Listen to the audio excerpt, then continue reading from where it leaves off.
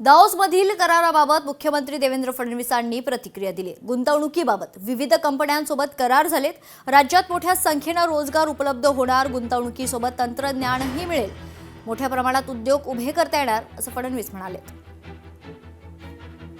मला आनंद आहे की खूप चांगल्या प्रकारे एमओयूज होत आहेत आणि इन्व्हेस्टमेंट पण येते, पण त्याच्यासोबत आम्ही खूप स्ट्रॅटेजिक एमओयूज देखील या ठिकाणी केलेले आहेत। काही एमओयूजचा उल्लेख मला केला पाहिजे।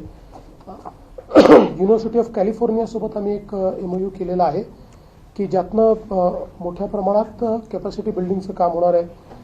युनिव्हर्सिटी ऑफ बर्कले सोबत आम्ही एमओयू केला आहे। टेक्निकल युनिव्हर्सिटी ऑफ म्युनिक सोबत आम्ही एमओयू केला आहे। अर्बन फ्युचर्स कलेक्टिव्ह लंडन यांच्यासोबत आम्ही एमओयू केलेला आहे। तर आपण जर बघितलं तर हे सगळे जे टेक्निकल एमओयूज आम्ही केलेले आहेत, या टेक्निकल एमओयूजमुळे एक प्रकारे आपण केवळ इन्व्हेस्टमेंट नाही तर नॉलेज आणि टेक्नॉलॉजी आणतो। मला वाटतं खूप मोठी इन्व्हेस्टमेंट दावसला त्या ठिकाणी त्याच्याशी बोलणी सुरू आहे। काही एमओयू पण चाललेले आहेत। अजून यामध्ये काही एमओयू होतील आणि खूप मोठ्या म्हणजे आतापर्यंत कधी आली नसेल एवढी इन्व्हेस्टमेंट त्यावेळेला महाराष्ट्रामध्ये या ठिकाणी येणार आहे। अनेक उद्योजक महाराष्ट्रामध्ये यायला तयार आहेत। त्यांना माहिती आहे की आता पुढे 4 वर्ष स्थिर सरकार आहे।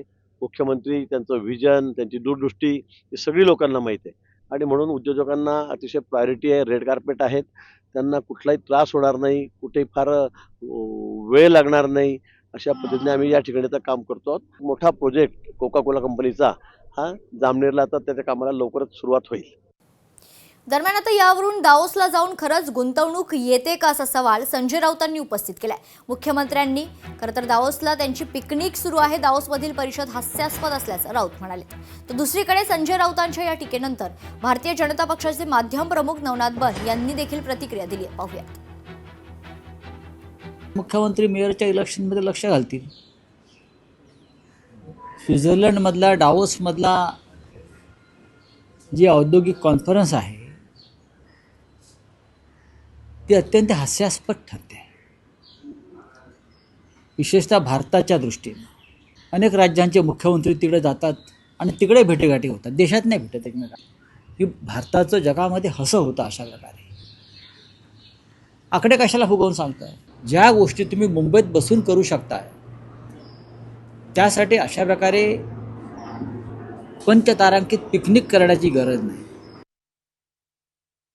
दावोस हे काय अलिबाग नाहीये।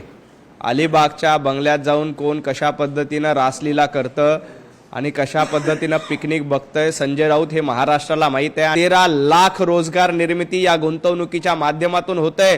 संजय राऊत, तुम्ही 13 लोकांना तरी रोजगार दिला का याचं उत्तर महाराष्ट्राला द्या। आदित्य ठाकरे स्वतः दावोसला अशाच पद्धतीच्या परिषदेला गेले होते, मग तुम्ही आदित्य ठाकरेंना सवाल विचारणार आहेत का? मुंबईमध्ये जवळपास 9 लाख रोजगार निर्मिती होणार आहे। परदेशी कंपन्यांची थेट इन्व्हेस्टमेंट होते, याबद्दल आपण आनंद मानला पाहिजे, सेलिब्रेट केलं पाहिजे। परंतु दुर्दैवानं जनाब संजय राऊत यांच्या पोटामध्ये सातत्यानं दुखत असतं। लोकशाही मराठी ऐका, पहा, जागरूक रहा।